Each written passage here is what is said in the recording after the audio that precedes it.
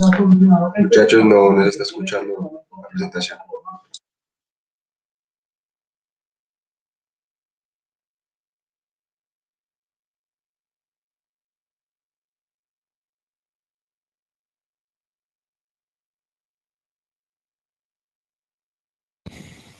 Ahora sí. ¿Ya?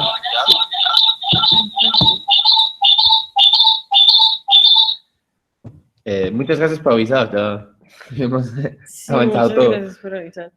Listo, entonces empezamos otra vez de nuevo. Sí, bueno, buenas noches, disculpen. Entonces, les vamos esta noche a hablar sobre neumonía adquirida en la comunidad.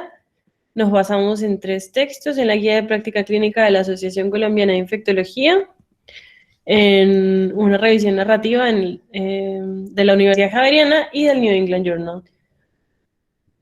Para empezar, bueno, la definición de neumonía es un síndrome clínico que involucra un proceso infeccioso e inflamatorio del parénquima pulmonar y puede ser causado por hongos, virus o bacterias. Al revés en importancia, primero son, digamos, virus, después bacterias y al final, digamos, hongos en común. Afecta la porción distal de las vías aéreas, incluyendo el intersticio alveolar. Y, digamos, se puede generar un infiltrado celular inflamatorio y ese lo vamos a conocer como las consolidaciones. Y muy importante aquí también la definición para diferenciarlo de la neumonía adquirida en el hospital, pues por el cuidado de la salud, que este debe aparecer antes de la hospitalización o en las primeras 48 horas de haber estado hospitalizado. Si ya ocurre después, no estamos hablando de la neumonía adquirida en la comunidad, lo que cambia el perfil epidemiológico y el tratamiento. En cuanto a la epidemiología, pues la neumonía es la 6ª causa de mortalidad en el mundo y es la primera causa por enfermedades infecciosas. Bueno, la incidencia es de 1 a 11 casos por cada 1000 habitantes por año y de estos mueren 13 de cada 100.000 habitantes. Significan entre el 15 al 12% de las infecciones del tracto respiratorio inferior y estas entre el 20 y el 42% requieren hospitalización. Y de estos, del 10 al 30 van a UCI. Y pues no es un número despreciable. La identificación microbiológica exacta casi nunca se da en la mayoría de los pacientes, y eso lo vamos a ver más adelante porque ya el tratamiento, digamos, es empírico, ¿sí? Y miren esto lo importante, la mortalidad cuando es ambulatoria es del 1 al 5%. Si es hospitalaria, va del 5,7 al 27% y en UCI mueren la mitad. Y miren, recordamos más arriba que del 10 al 13% van a UCI. Listo, aquí en esta siguiente vemos causas comunes de neumonía, pues de neumonía adquirida en la comunidad o de un cuadro parecido a neumonía adquirida en la comunidad, ya sea de causas infecciosas y no infecciosas. Y ahí vamos a ver que las causas infecciosas más comunes que tenemos son las Streptococcus pneumoniae y el Haemophilus influenzae. Pero tampoco podemos olvidar que tenemos Staphylococcus aureus y ya infecciones virales. Ya causas menos comunes son, por ejemplo, la Pseudomonas y otras bacterias gram negativas. Y ya realmente muy escaso, por ejemplo, la tuberculosis. Y tenemos que tampoco, pues tampoco se nos pueden olvidar las causas no infecciosas, pero esto no es como el sentido de la charla de hoy. Entonces, seguimos con la fisiopatología. Bueno, en cuanto a la NAC, o sea, uno debe tener como unas características para que le dé neumonía, ¿cierto? Entonces, se presenta cuando el inóculo bacteriano es muy grande, ¿sí? Cuando el inóculo es muy virulento o cuando hay los mecanismos de defensa de nosotros se han visto alterados. Por ejemplo, que las barreras mecánicas y anatómicas no estén dificultándole la entrada de estos microorganismos a nuestras vías aéreas. Además de que nuestra inmunidad celular y humoral no esté funcionando bien ni eliminando los microorganismos, entonces estos realmente logran pasar las barreras tanto anatómicas y mecánicas. Recordemos que esta inmunidad celular está principalmente dada por los macrófagos alveolarios. Hay que tener en cuenta también que el alcoholismo y el tabaquismo influyen muchísimo en la funcionalidad ciliar, por ejemplo, ¿sí? Y esto pues facilita mucho la infección. Bueno, y digamos también para explicar un poquito la sintomatología que se da en los pacientes con neumonía aquí en la comunidad, tenemos que va a haber una activación masiva de macrófagos alveolares que van a generar una liberación de citoquinas, y eso va a generar, digamos, la reacción inflamatoria a nivel sistémico. Y también no se nos puede olvidar que también hay una afectación del intercambio gaseoso por las alteraciones locales que se dan en el pulmón. Entonces, ¿qué podemos tener? Pues una producción aumentada de esputo, ya como había dicho antes, el exudado inflamatorio, que se va a ver como conciliaciones en la radiografía, presencia de fiebre, escalofríos, malestar general y mialgias. Y digamos, factores que ya nos influyen, pues ya es de todo el medio ambiente, ya del huésped mismo, con factores genéticos, y ya también factores del patógeno mismo, donde también más adelante vamos a ver, digamos, algunos cuadros clínicos o condiciones clínicas que tiene el paciente que se pueden relacionar con la presencia de un patógeno en específico. Bueno, en cuanto a predisposición, la edad avanzada es muy importante, sobre todo en los mayores de 65 años y más pues si tienen enfermedades subyacentes, ¿sí? Porque uno pues no llega a los 65 años sin ninguna comorbilidad. Si estas personas han estado hospitalizadas anteriormente y en condiciones tales como el aclaramiento mucociliar, por ejemplo, una persona con EPOC, pues sí. También ha de tener enfermedades pulmonares crónicas, sí, eso. Y otros desórdenes que alteren el aclaramiento de la vía aérea. También, además, pues, del EPOC, como la fibrosis quística, edema pulmonar, bronquiectasias, cuerpos extraños incluso, y cáncer pulmonar. Si, recordemos que si ha tenido episodios previos de neumonía, pueden dejar cicatrices en el tejido y esto disminuye aún más el proceso de intercambio gaseoso. ¿Sí? Y condiciones que aumentan las posibilidades de macroaspiración de contenidos estomacales o microaspiraciones desde la vía aérea superior. O sea, personas que sufren de disfagia o que tengan problemas neuromusculares, digamos. O pirosis. Claro que sí. Ay, me salí cierto. Sí, te saliste. Lo veo. No, ya. Listo, aquí ya de lo que yo estaba hablando también de las enfermedades concomitantes que pueden tener pacientes, y ya el tipo de microorganismo que se puede despegar o encontrar con mayor frecuencia ahí. Entonces tenemos aquí un ejemplo del absceso pulmonar, donde vamos a ver que ante todo un paciente con absceso pulmonar va a tener una neumonía por Staphylococcus aureus resistente a la meticilina, también anaerobios, hongos y otros, ¿ves? El Mycobacterium tuberculosis y otras micobacterias.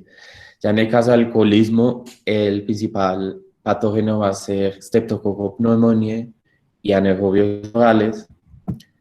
Un ejemplo, como ya lo dijo Pia ahorita, en la aspiración va a tener un aumento en la incidencia de anaerobios o enterobacterias. Cuando hay un daño pulmonar estructural, puede haber mayor frecuencia de pseudomonas aeruginosa. También muy importante, por la alta presencia de EPOC y también de tabaquismo en los pacientes, también siempre tener en cuenta la posibilidad de que aquí especialmente puede ser hemófilos o también pseudomonas. Recordamos aquí también que cuando son cruceros, hoteles, lo mismo con puestos militares, vamos a tener una alta presencia de legionela, entonces eso siempre hay que tenerlo en cuenta. Sí, hay que tenerlo en cuenta porque es que, digamos, para poder limpiar un crucero, o sea, hay que bajar a absolutamente toda la gente y tienen que limpiarlo con agua a presión porque es lo único que, digamos, la podría sacar de ahí. Sí, bueno, no recordar que el estafilococo aureus también genera unas em, lesiones muy, muy grandes y muy características, ¿sí? La neumonía necrotizante, ¿sí? Bueno, tenemos también pacientes que tienen una exposición a murciélagos o al guano de ellos, donde podemos sospechar histoplasma capsulatum. También en pacientes que tienen que trabajar mucho con aves, con pájaros, tenemos la Chlamydophila psittaci. Y en pacientes VIH positivo tenemos que tener en cuenta el recuento de los CD4, pues si está normal o si ya está disminuido, mientras que el paciente todavía tengo entonces VIH positivo, pero con una adecuada inmunidad, pues los patógenos más frecuentes son streptococo, neumonía, hemófilos y también la tuberculosis. Que eso se debe buscar más o menos activamente en un paciente por VIH, ¿cierto? La tuberculosis. Y pues miremos que dependiendo de la cantidad de CD4 cambia muchísimo porque así como nos dijeron en el micro, pues las personas con VIH o inmunosuprimidas son como una arepa fuera de la nevera. Entonces, miren que ya a un paciente por VIH que tiene los CD4 por debajo de 200 ya pueden presentar neumonías por neumocistis girovecii, lo cual es muy, pues, muy extraño. Histoplasma también. O sea, buscar siempre estos patógenos en personas inmunosuprimidas. Mm. Y digamos, ya digamos, para terminar esta tabla, en el caso de obstrucción endotraqueal, pues como también en la aspiración, los anaerobios, muy importantes. También cuando estamos en un periodo activo de influenza, tenemos que buscar o tener en cuenta Streptococcus pneumoniae, Staphylococcus aureus y Haemophilus influenzae, que realmente son los más comunes en la neumonía, porque también recordemos que las infecciones virales pueden predisponer a una infección bacteriana. Una sobreinfección, exactamente. Y en el caso con un paciente con tos coculochoide o que vomita posteriormente al toser, siempre tener en cuenta la Bordetella pertussi.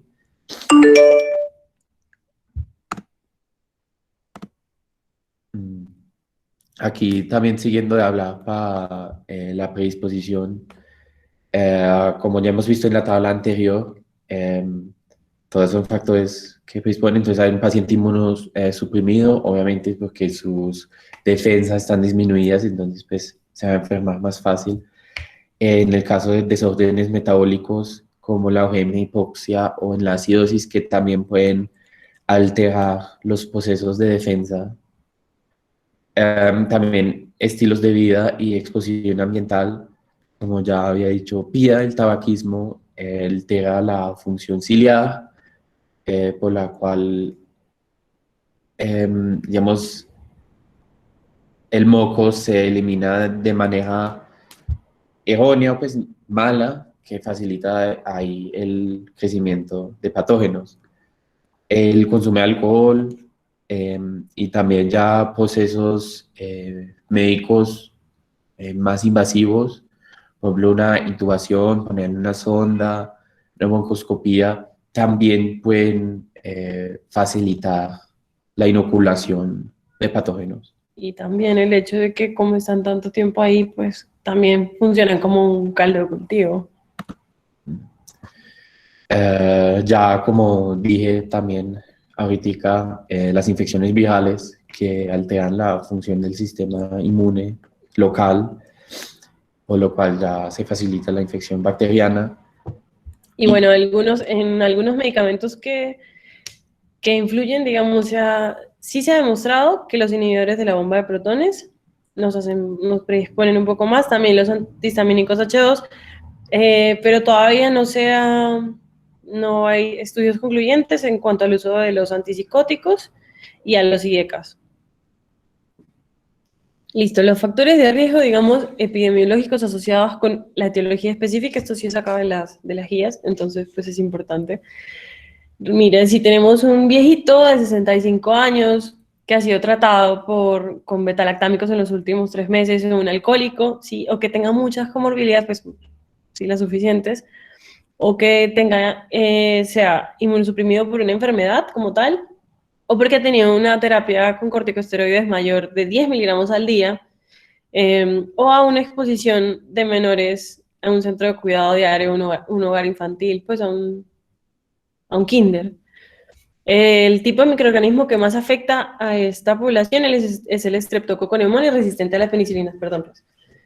En cuanto a los bacilos entéricos gram negativos o las enterobacterias, imagínense pues en la vía aérea una enterobacteria, lo principal es una residencia, un hogar de cuidado crónico o geriátrico, que tenga una enfermedad cardiopulmonar de base, el uso reciente de antibióticos, esto es como muy importante, el uso reciente de antibióticos.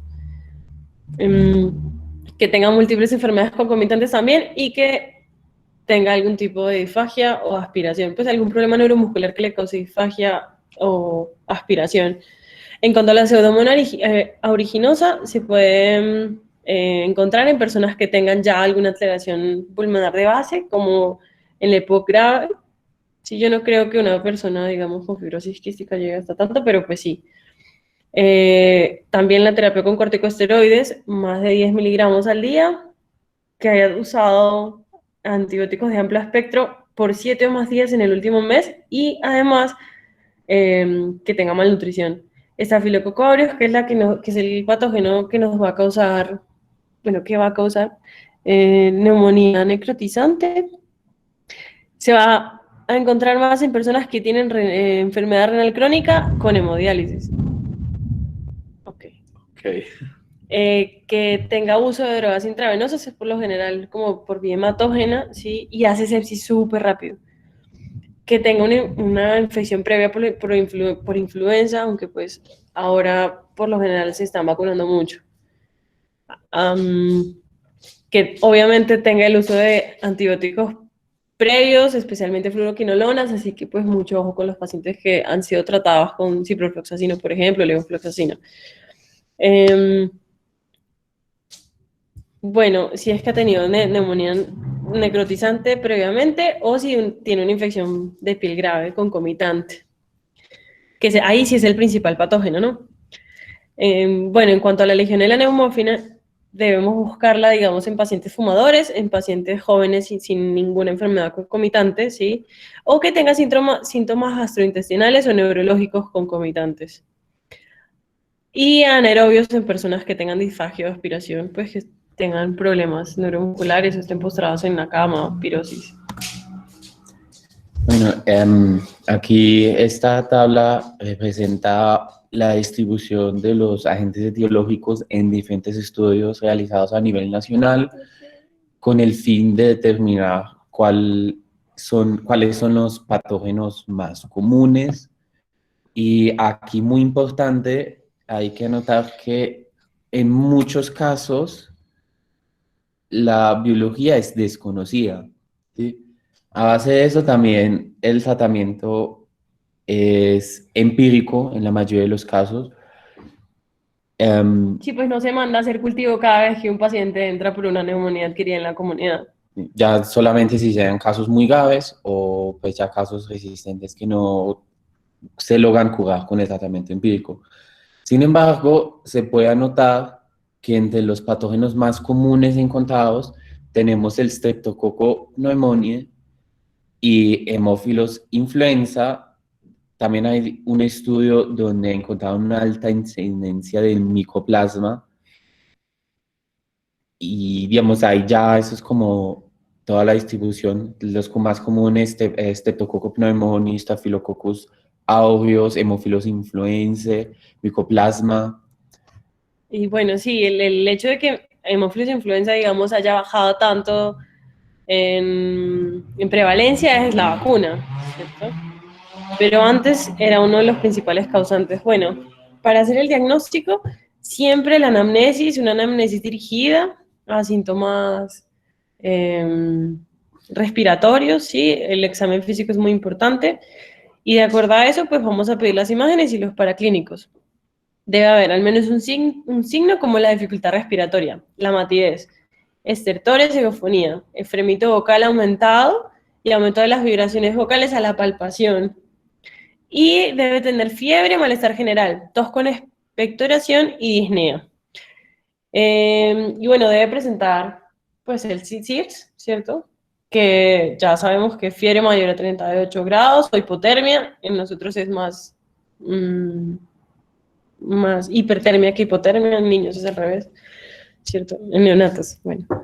La frecuencia cardíaca debe ser mayor a 90 latidos por minuto, la frecuencia respiratoria mayor a 30, leucocitosis mayor a 12.000 células por milímetro cúbico o leucopenia, ¿sí? Y la presencia de callados mayor al 10%, osimoduros. En cuanto a la radiografía de tórax, nos vamos a encontrar con infiltrados alveolares, intersticiales, segmentarios, pues, o de cualquier tipo. En más de un lóbulo, o podemos encontrar un derrame pleural. Y debe haber ausencia de otra enfermedad que explique los síntomas, ¿sí? Como en psiquiatría. Considerar neumonía por aspiración en pacientes cuya aspiración fue presenciada, ¿sí? O sea, los viejitos, pues, que viven acostados ya, postrados, siempre. O los que tienen alteraciones, por ejemplo, un Guillain-Barré, pues, se espera eso. Bueno, trastornos de la deglución, que presentan personas que presentan obstrucción intestinal o alteración del reflejo nauseoso.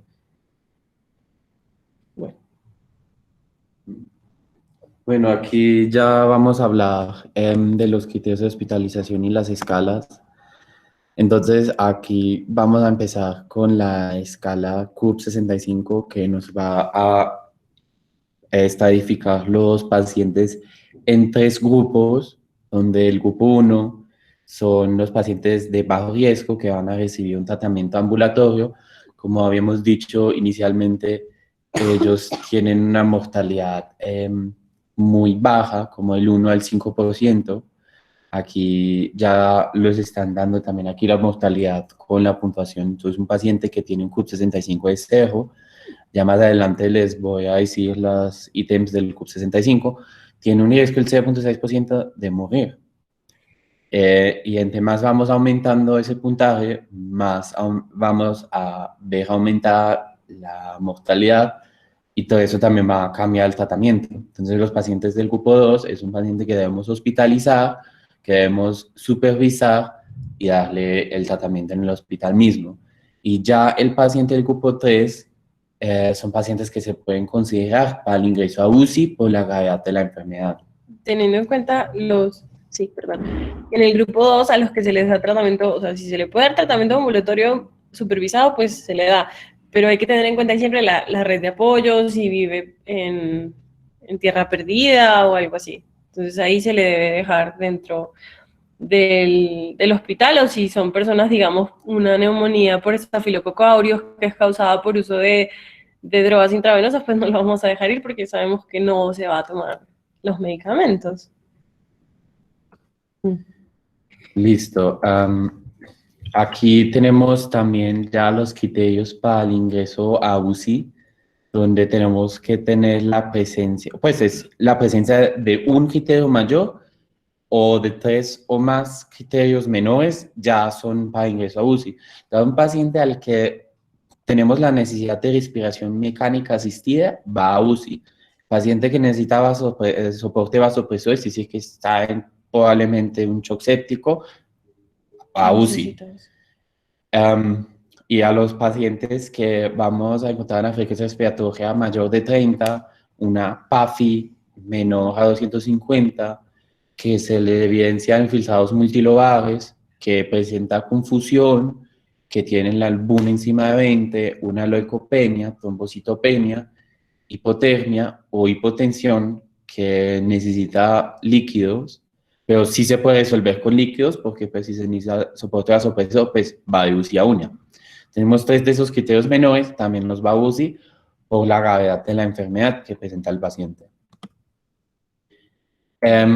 Aquí tenemos una otra escala que es el índice de Fine para estadificar, digamos, el riesgo que nos tiene el paciente. Es como otra manera de acercarse a la clasificación de los pacientes.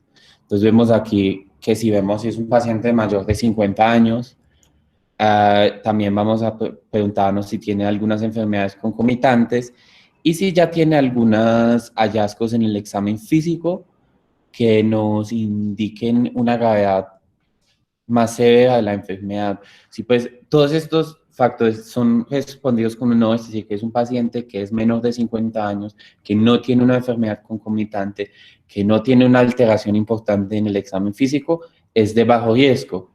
Ya cualquier otra alteración, ya vamos a ver si es pues en la categoría 2 hasta la 5.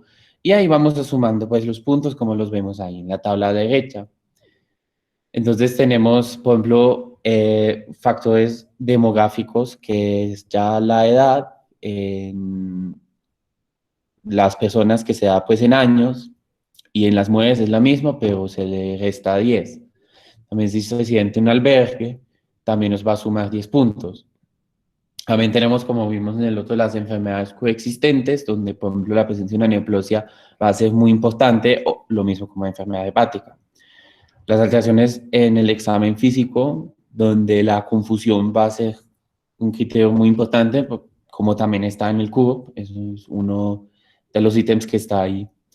Una alteración de la frecuencia respiratoria, una hipotensión sistólica, una alteración de la temperatura ya menor de 35 o mayor de 40 y los pulsos mayores de 125. También tenemos ya hallazgos de laboratorio, pues, como el pH, donde una acidosis pues, nos podrá indicar un problema respiratorio ya muy grave, porque hay una alteración del intercambio gaseoso, el BUN, el sodio, la glucosa, el hematocrito, la presión arterial de oxígeno y la presencia de un derrame pleural.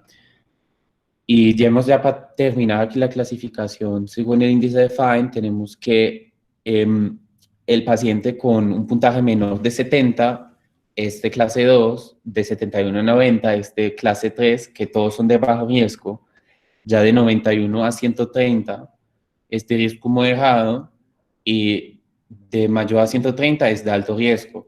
Entonces me he dicho aquí los que son de bajo riesgo, es decir, clase 1, 2 y 3, son algo comparable con el grupo 1 del CUR. La clase 4 ya es comparado con el grupo 2 y el alto, o la clase 5, en este caso ya con un grupo 3 de CUR.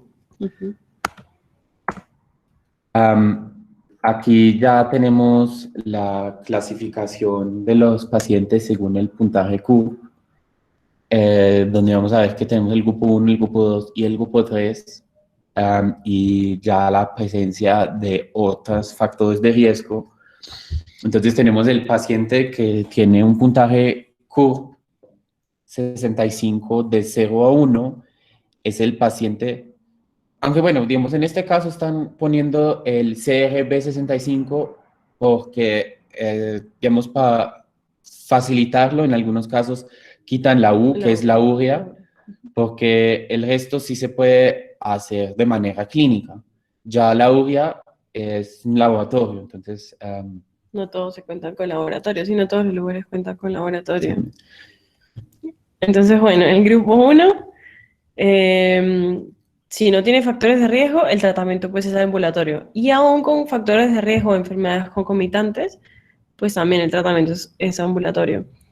Si es el grupo 2, que tienen pacientes con puntaje de 0 y 1, pero con condiciones socioeconómicas de riesgo, o sea, si no tienen una buena red de apoyo, como pusimos el ejemplo anterior, sí, o que no... Quizás 6 horas para llegar al hospital. Exactamente. Pues se le hace en tratamiento hospitalario, pero no en cuidado intensivo, solamente hospitalario, ¿sí? Y si tiene factores de riesgo, pues con mucha más razón ¿sí? O si presenta enfermedades concomitantes con puntaje 2. Bueno, en cuanto al grupo 3, es porque tiene un puntaje más de 3, ¿sí? Y si presenta factores de riesgo para Pseudomonas aeruginosa ni para Staphylococcus aureus, o si presenta factores de riesgo para Pseudomonas aeruginosa, o si tiene factores de riesgo también para Staphylococcus aureus resistente a meticilina, pues meticilina resistentes, igual se les va a dar hospitalización en cuidados intensivos para no dejar que pues nos evolucione a una sepsis que no podamos tratar luego. Bueno, en cuanto a factores modificadores, ¿sí? O las enfermedades o las comorbilidades que los pacientes pueden tener, digamos que tenemos que tener en cuenta que son predisponentes, predeterminados, son importantes. Está EPOC, insuficiencia cardíaca, diabetes, mellitus, enfermedad renal crónica, que vimos que era para Staphylococcus aureus, ¿sí? El abuso del alcohol, para neumonías aspirativas, si es un paciente inmunosuprimido, y si tiene neoplasias, recuerden, miren que en la anterior veíamos que neoplasias es la que más puntos da, ¿sí? 30 puntos, al igual que el pH arterial, pero son 30 puntos como enfermedades coexistentes, ¿sí? Y bueno, las condiciones sociodemográficas, sí, o sea, si tienen capacidad del autocuidado, si tiene carencia de soporte familiar y social, recuerden, el doctor Santiago nos decía que eso era súper, súper importante. Si viven en áreas de difícil acceso, si es un habitante de calle, pues obviamente, sí, ellos no se cuidan. Y si es un paciente con situación de conflicto armado o si es de edad avanzada. Como diagnósticos diferenciales, tenemos bronquitis aguda, una exacerbación del EPOC, ¿sí? El edema pulmonar, tromboembolismo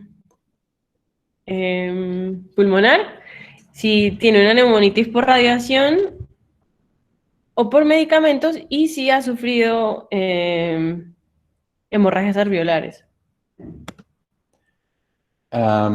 Entonces aquí vamos a hablar también ya, digamos, de la erosión radiológica, que es muy importante para diagnosticar la neumonía.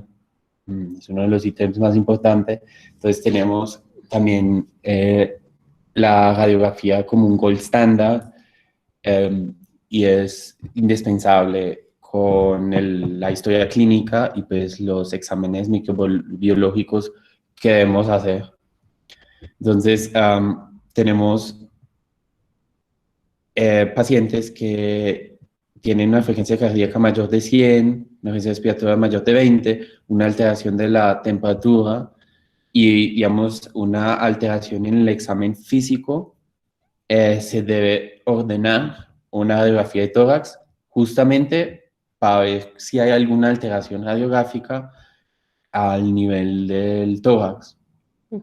Pues la radiografía debe ser AP y ojalá una lateral también, porque es que a veces el lóbulo medio pues no se llega a ver bien, entonces eso nos ayudaría a ver, digamos, a cerciorarnos de la neumonía. Y en las guías del 2007 de la ITSA y ATS está recomendado que con pacientes con una sospecha de neumonía, pero que tiene hallazgos radiológicos negativos, se podía empezar un tratamiento empírico y repetir la radiografía al día o a los 2 días. Y, digamos, si aún no hay, digamos, una alteración, pues podemos descartar una neumonía en ese caso. Y, pues ya. Recuerda que la radiografía pues es muy técnico dependiente, ¿no? Y muchas veces no se puede observar bien, por eso es que se repite la radiografía, pero como siempre jugamos a favor del paciente, se puede iniciar el tratamiento antibiótico, ya uno pues lo ve, le ve la clínica, ¿no? El paciente si realmente pues está muy afectado, pues se comienza el tratamiento antibiótico, sí, claro. Aquí podemos ver una vez pues una imagen a la izquierda de un paciente sano Y ya al lado derecho podemos ver un paciente que tiene una infección por Streptococcus pneumoniae. Entonces, vimos ahí las opacidades y los infiltrados que vamos a ver en el hemitórax izquierdo del paciente.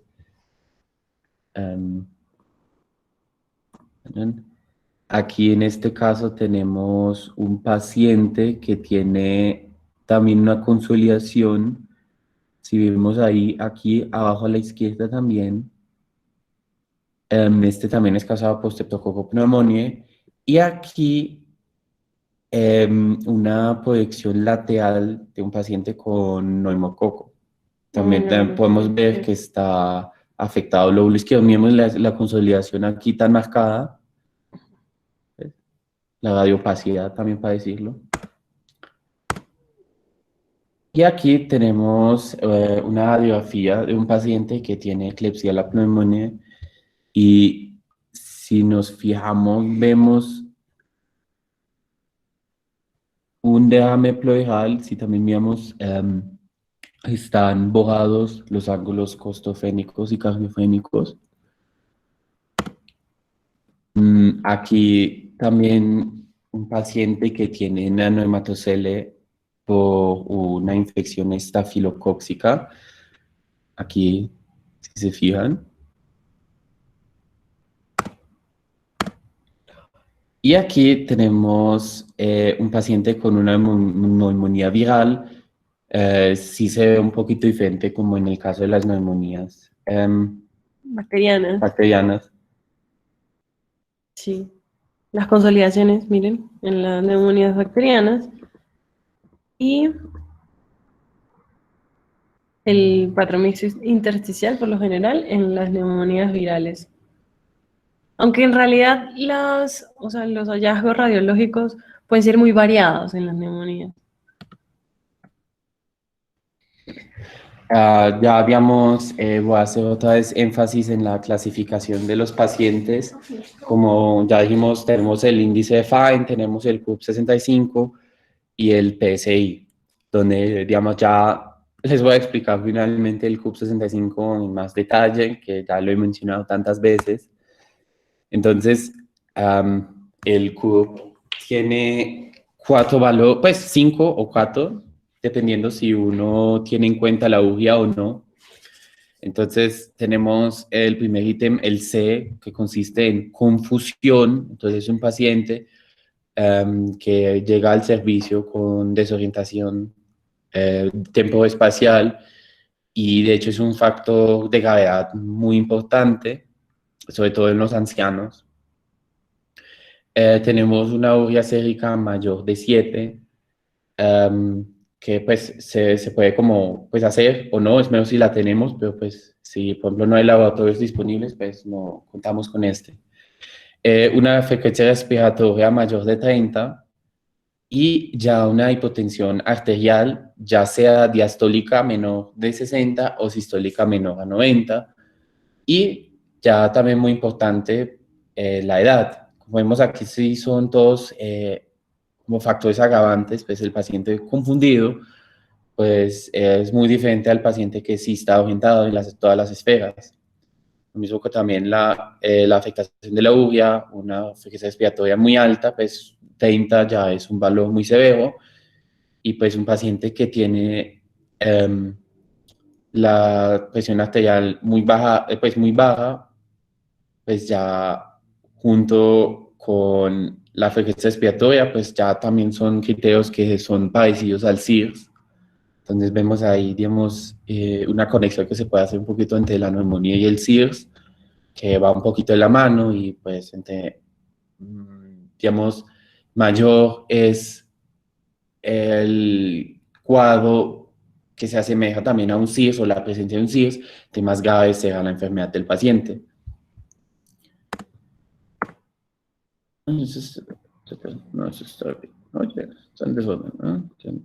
Listo, aquí, perdón. Entonces aquí ya vamos al tratamiento. El tratamiento va dirigido hacia la clasificación del paciente y va a ser empírico.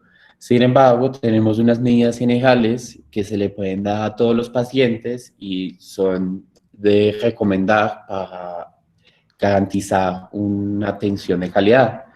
Entonces, a todo paciente que está desaturado le debemos dar suplementación de oxígeno hasta que llegue a niveles satisfactorios de oxigenación. También debemos fijarnos en una adecuada hidratación y un balance electrolítico del paciente para que no se nos puede complicar a futuro. También muy importante en los pacientes hospitalizados, siempre tener en cuenta la profilaxis de eventos tromboembólicos, también una terapia respiratoria para mejorar el desenlace del paciente. No olvidar de que uno no trata a enfermedades sino a pacientes, entonces siempre recordar las otras patologías que tiene el paciente y dirigir el tratamiento hacia las enfermedades concomitantes y también tratarlas, como dejar de darle la metformina o la insulina a un paciente diabético, pues no. Hay que monitorear también el paciente muy bien por la probabilidad de que se nos puedan complicar y pues hay que vigilar eso bien. Y se debe iniciar el tratamiento lo más rápido posible en todos los casos. Recuerden la hoja, bueno, la golden hour, pues la hoja dorada en el caso de los pacientes sépticos, que nos debe retardar el tratamiento de una hora, es decir, como un paciente séptico se debe tratar ahí mismo, como no esperen, pues, porque se aumenta la mortalidad con el tiempo. Pues ya en pacientes normales no se debe demorar más de 4 a 6 horas. Y aquí yo les tengo las tablas, una es de la guía de la Asociación Colombiana de Infectología de 2013 y de la revisión sistemática del 2018 de la Universidad Javeriana, donde tenemos los tratamientos empíricos. Ya como Pia previamente había explicado, tenemos el grupo 1, que es el CURP 65, 0 o 1, y ahí ya si es un paciente con factor de riesgo o si tiene ningún factor de riesgo y ninguna patología pues, concomitante. Realmente en los pacientes que son una enfermedad leve, que se trata ambulatoriamente, le damos amoxicilina, un gramo viagal cada 8 horas. También le podemos dar claritromicina, 500 miligramos viagal cada 12 horas. En la guía vieja había acitromicina, pero acitromicina ya en la revisión más nueva se retiró por las tasas de resistencia que ha presentado la acitromicina. Ya unas alternativas para los pacientes que no les podemos dar amoxicilina o claritromicina, tenemos doxiciclina, moxifloxacina o levofloxacina. Y en los pacientes que ya tienen factores de riesgos o una enfermedad concomitante, pero todavía no son del grupo 2, pues le damos amoxicilina, ácido clavónico, y en este caso le vamos a dar claritromicina. Entonces los pacientes grupo 1 sin factores de riesgo es amoxa o claritro. Y ya en los pacientes que tienen un factor de riesgo, una enfermedad concomitante, es amoxa, clavuanato y claritro juntos. Pero también tenemos las mismas otras opciones que tenemos, o pues al parecidas que tenemos en los pacientes sin factores de riesgo, cefuroxime, claritromicina, moxifloxacina o levofloxacina. Ya en los pacientes grupo 2, que son los pacientes que tienen un puntaje CURP 65 de 2, se nos van a diferenciar en 4 categorías, que son uno de los pacientes que no tienen enfermedad concomitante ni factores de riesgo. Tenemos pacientes con factores de riesgo para bacterias gram negativos, pacientes con factores de riesgo para Streptococcus pneumoniae resistente a la penicilina, y si es un paciente hospitalizado por razones socioeconómicas. Entonces, los pacientes que son aquí del grupo A, que son los que no tienen enfermedad concomitante ni factor de riesgo, es muy parecido,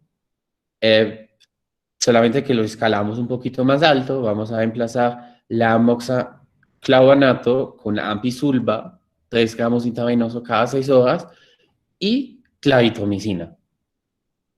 Pero aquí también opciones muy válidas son cefuroxime más claritromicina, moxifloxacina o levofloxacina. Si ya es un paciente, y digamos, todos los pacientes del grupo 2 tienen que ser hospitalizados en sala general, entonces ya no pueden ser manejados ambulatoriamente. Pues si también se fijan, los medicamentos también son intravenosos, entonces pues auto explica que tienen que estar hospitalizados. Si ya es un paciente que tiene factor de riesgo para bacterias gram negativas, le damos también ampicilva más clarito. Si es un paciente que tiene riesgo para Streptococcus pneumoniae resistente a las penicilinas, la recomendación es usar ceftriaxona más claritromicina. Y ya en pacientes que están hospitalizados por razones socioeconómicas, pues los vamos a tratar como los pacientes del grupo 1A, es decir, que con amoxa o claritromicina.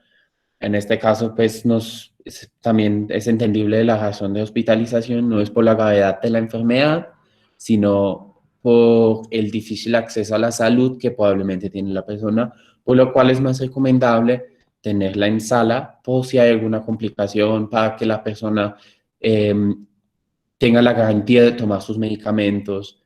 En general, les va a ir mejor si hospitalizan a estos pacientes. Y tenemos ya el último grupo, que son los pacientes que tienen un puntaje mayor de 3 del CUP65 y tienen criterios de severidad de la ATS y ISA. Recordamos, por ejemplo, la necesidad de vasopresores o de ventilación mecánica. Son ya criterios de severidad de una. Son criterios mayores. Sí, son criterios con mayores. Uno es suficiente. Entonces tenemos aquí 3 grupos, que son los pacientes que no tienen factor de riesgo para pseudomonas, los pacientes que tienen factor de riesgo para pseudomonas, y ya pacientes que tienen riesgo para Staphylococcus aureus meticilino resistente.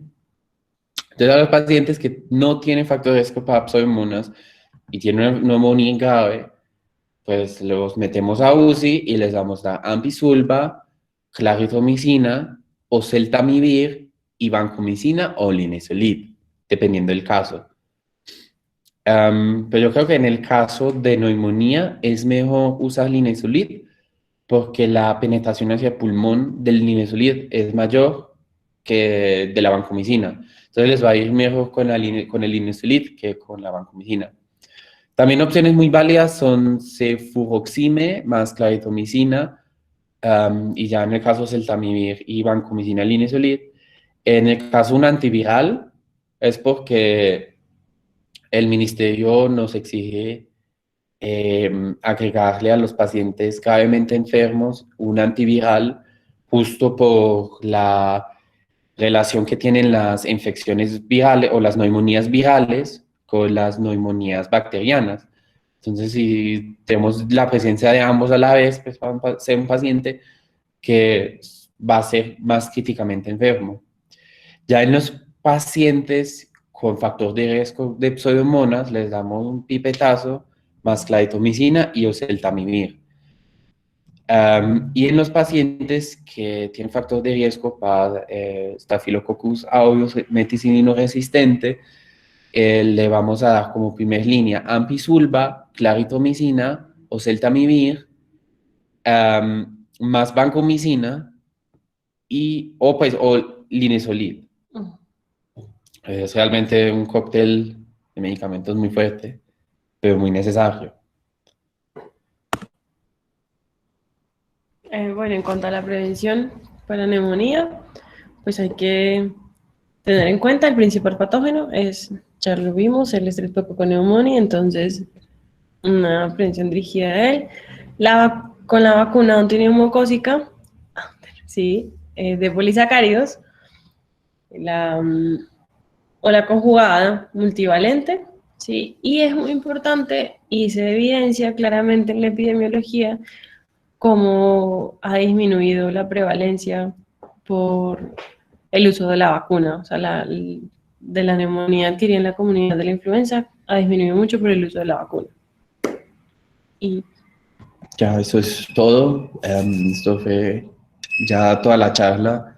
Ojalá les quedó muy claro el tema de la neumonía. Aquí ya muy importante, pues siempre recuerden la clasificación del Q y también la clasificación de los pacientes, que es como lo más importante. Pero tampoco olviden de también los criterios de severidad de la ATS, son como las claves aquí. Y bueno, ¿no? Si tienen alguna pregunta o algún aporte, sería pues, genial. Entonces ya fue de nuestra parte, si quieren hablen. Y muchas gracias por Por asistir estar, sí, muchas gracias por asistir. Tan lindos. y que tengan una feliz noche. Muchas gracias, niños. Muchas gracias. Listo, bueno, Muchas gracias por estar. Que tengan un lindo fin de semana. Adiós. papá.